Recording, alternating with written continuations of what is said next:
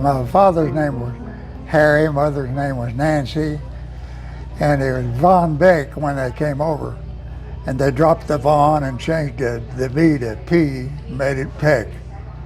Oh, my dad was a principal of high school, and later, when the TVA bought the farm because the Ville Cherokee Dam uncovered 410 acres, we moved to town, and he had to stop his farming business and go back into teaching for a while.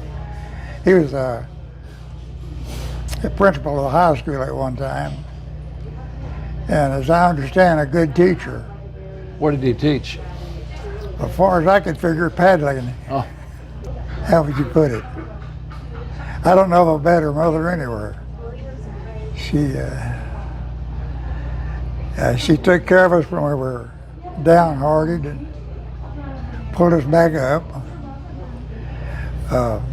Always had something in the cupboard for us. Was never demanding, but she always had us doing something. She was a good mother.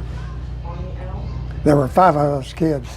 Sure. And I was second to oldest. I had an older sister, and everybody else was my junior. Amy, Betty, and Mary Jane. But Amy was the baby.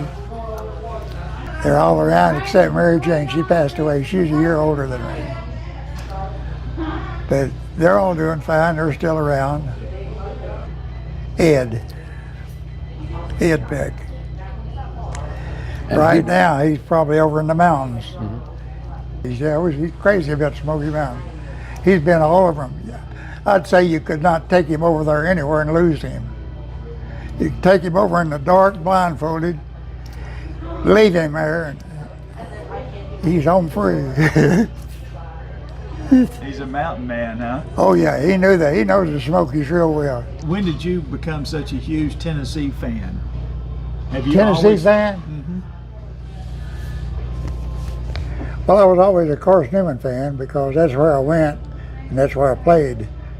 But when you get down here, there's no such thing as a Carson Newman fan. If it's not UT, you ain't nothing. The only thing I had to go on was I went to pharmacy school at UT. Everybody knows Creed Daniels. We played on a basketball team together. He was good. He was good. He had a bunch of 32, 36-point games. Yeah. I mean, he was... Had a lot of fun playing with Creed.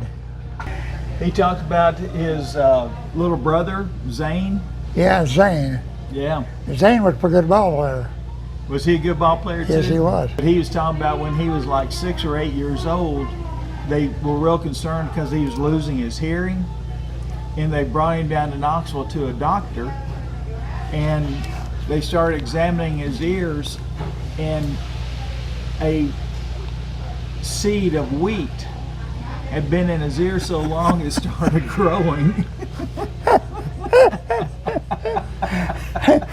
And they cleaned his ears out, and he was perfectly fine. No problem. Cal and I played tennis against each other. I was at Carson Newman, he was at UT. And I remember one time we were playing down here, and one of the fraternity houses caught on fire, and it happened to be Kyle's, and they say it always caught on fire. I've forgotten the name of it. But somebody came down and told him, and he came up to the net, and Kyle was a good player. He said, my fraternity house is on fire. Do you care if we quit for a minute? And I said, Kyle, I don't give a damn if we quit, period.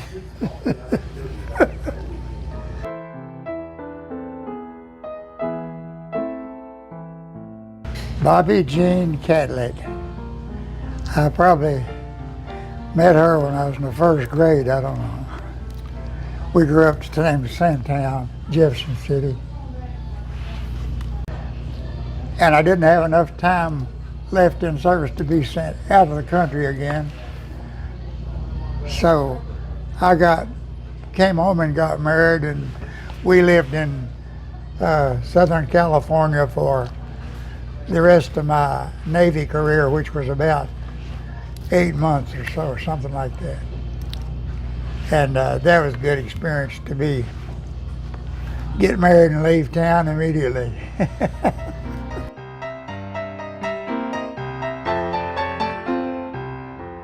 I was in Korea about 2 years. Mm-hmm. I was in a Navy hospital over there for a while. I worked, because I was a corpsman, I was on the front for a while with some of the Marines. They sent us out with Marines. And majority of the time I spent in Navy Hospital in Incheon. And we took in the Marines that had been on the front, rolled them in, and I saw everything that could possibly happen to a human body. It wasn't pretty at all. And you remember that even today?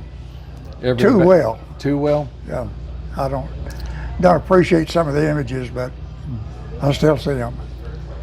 As a matter of fact, I worked psychiatric ward for quite a while, and we gave shock treatments, insulin therapy, and all that stuff.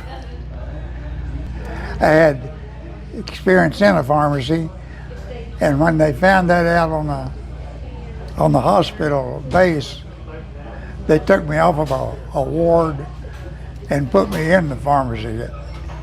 And it wasn't too long I was being treated as a pharmacist, but I wasn't.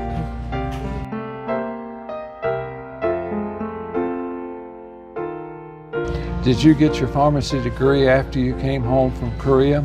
I sure did, yep. Actually, GI Bill helped me a lot. It was a good thing.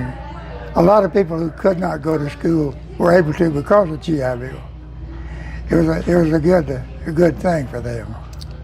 I was in a drugstore in Jefferson City, and it didn't appear to be a drugstore that was going to be available to anybody in the future, and I wanted to have my own. I did not want to work for the other fella. Clarence Long had this place, and I came in here and told him, asked him if he had any work for me. And he said, if you want to work, I can put you to work. So I left Jefferson City and came to Knoxville. Came in here with Clarence Long and John Benson. And I guess they were here a couple of years before I came in. I don't want to brag about it, but I knew my business, and I was quick. And there wasn't all this business around here. This was a hot spot. And I could put it out just like that. And it tickled Doc. He took care of me because of that. We were, from day one, this place was always busy. I don't remember a day when Long's was not just a hot spot, really. When I came down here, there wasn't any other drugstores around. We were the only thing west. And it wasn't long before Sequoyah Hills realized they didn't have to go downtown, and they just ran over us. It was a lot of fun. But all these legends around Knoxville all came through here, didn't they? Yeah, just about all. But this used to be the closest thing to town. There was nothing past here, and if anybody came out here, they were out of town, so to speak. And it was a good place to hang out. And they found out that the people across the way cooked real well. And we had a lot of good food for people who came out. When did they decide to serve food? A fellow by the name of Paul Beal was at Ellis and Ernest. And when Dr. Long came out here from Ellis and Ernest, he brought Paul with him. And Paul ran the fountain until he retired. He lived over another part of town, but he came over here every morning, opened the store, turned the stove on, got everything ready. And Paul was a name. Everybody knew Paul, and Paul knew everybody. Oh, Paul used to sing over everything. He'd turn his back. He didn't know whether people were watching him or not. He'd say, woodpecker sitting on a Georgia pine, said, I can see his pecker, but he can't see mine. And he would sing that with his back to the town, and the women sitting there just giggle.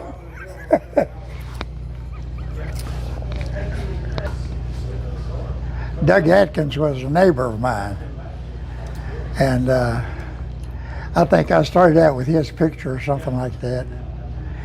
And I had a few others because they'd come to see Doug and I'd get in on one. As a matter of fact, we had some fish fries, and there'd be a bunch of UT people there. I'd get their pictures and put them up over here, and they'd come in to see them. And the guys with them would want to know why their picture wasn't up there. So I said, well, bring one in. And we had a good time with that. I wanted to put up a power tee when we put our pictures up. And if you look at the wall, you'll see that the frames make up a checkerboard.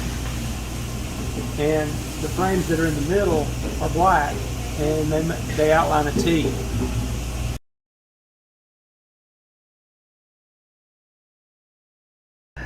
Bob Reinelton was a good guy.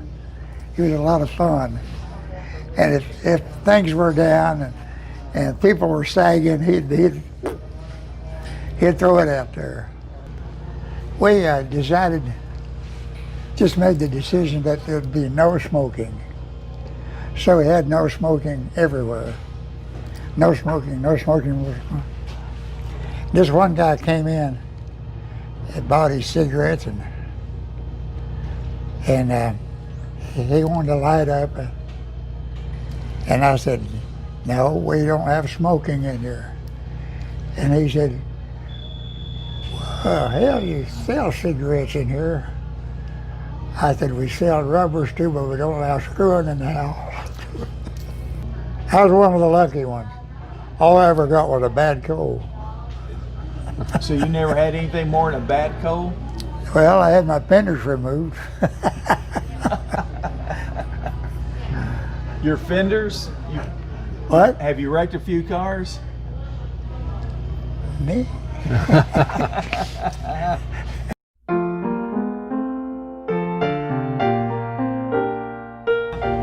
Well, who's going to win that ball game tonight? South Carolina. First game of the season. UT. UT?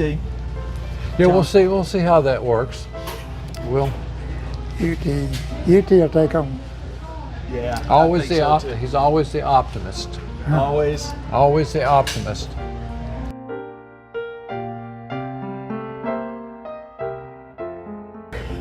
Did you ever think back in the 50s you'd make it to 65 years as a store?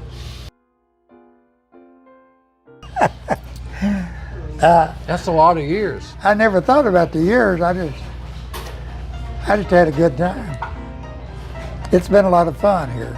It's been a lot of work, but it's been a lot of fun. Because of the people that come in, it's been fun. Now, if I had a bunch of drag coming in here, I'd probably hate it, but I don't. It's just fun. Is that the main thing you love about this business, is just the people? You keep talking about the people Well, in your relationships. I can't have a relationship with a bottle of pills. I've got to get rid of them or I can't stay here. So people come to you and you make them feel better, don't you? I hope so. They make me feel better. And if they want to swap out, that's good.